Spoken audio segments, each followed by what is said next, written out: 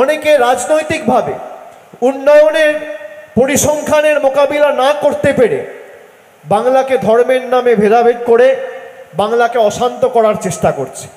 আমি এই সভা থেকে আপনাদের যারা যেখানে এই সমাজ মাধ্যমে এই বক্তব্য শুনছেন বা দেখছেন, আমি সকলকে অনুরোধ করব বাংলার কৃষ্টি সংস্কৃতি বজায় রেখে আমাদের এলাকার শান্তি শৃঙ্খলা এবং সম্প্রীতি যাতে অক্ষুণ্ণ থাকে, আমাদের প্রত্যেককে সজাগ থাকতে হবে, সচেতন থাকতে হবে।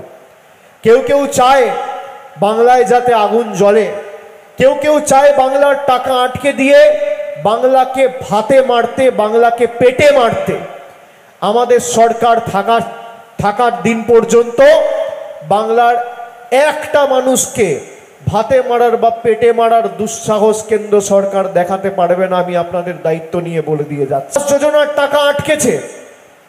আমি হয়তো এখানে রাজনৈতিক বক্তব্য বলা ঠিক নয়, কিন্তু আমি এই যে এসএসসি নিয়ে সুপ্রিম কোর্টের রায়, এই রায়ে আমরা সুপ্রিম কোর্টকে সম্মান করি, সুপ্রিম কোর্টকে মর্যাদা জানাই, আমরা সুপ্রিম কোর্টকে বিশ্বাস করি যে বিচার ব্যবস্থা এখনো মাথা নত করেনি এবং বিচার ব্যবস্থা নিরপেক্ষ। কিন্তু কোনো রায় যদি আমার পছন্দ না হয়, সেই জাজমেন্টকে ক্রিটিসাইজ করার রাইট কিন্তু ভারতবর্ষের সংবিধান প্রত্যেকটা ভারতবর্ষের নাগরিককে দিয়েছে। এই রায়ের মাধ্যমে কোথাও যেন আমার মনে হচ্ছে ভারতীয় জনতা পার্টির যে বৈমাতৃসুলভ আচরণ এবং বাংলার মানুষের প্রতি ধারাবাহিক বৈমাতৃসুলভ আচরণ এবং মানসিকতা, তার প্রতিফলন আমরা দেখতে পেয়েছি। আমি কেন বলছি, আপনি দেখুন, প্রায় 59 লক্ষ জব কার্ড হোল্ডার, 10 জন 15 জন ভুল করেছে, 60 লক্ষ গরিব মানুষের টাকা বন্ধ।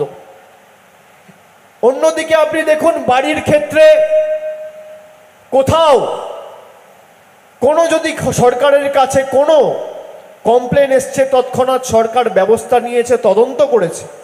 2-4 জন 5 জন 10 জন 15 জন, আমি তর্কের খাতিরে ধরলাম 100 জন 1000 জন যদি ভুল করে থাকে, তার শাস্তি সেই 1000 জনকেই দিতে হবে। আপনি 1000 জনের জন্য 17 লক্ষ লোকের বাড়ি আটকে রাখতে পারেন না। যদি অযোগ্য কেউ চাকরি পেয়ে থাকে, তার বিরুদ্ধে ব্যবস্থা হোক, তার বিরুদ্ধে তদন্ত হোক, তাকে শ্রীঘরে পাঠান, তার চাকরি যাক, তাকে টাকা ফেরত দেওয়া করান। কিন্তু কিছু অযোগ্য লোকের জন্য আপনি প্রায় 16-17 হাজার যোগ্যদের চাকরি কেড়ে নিতে পারেন না। আমি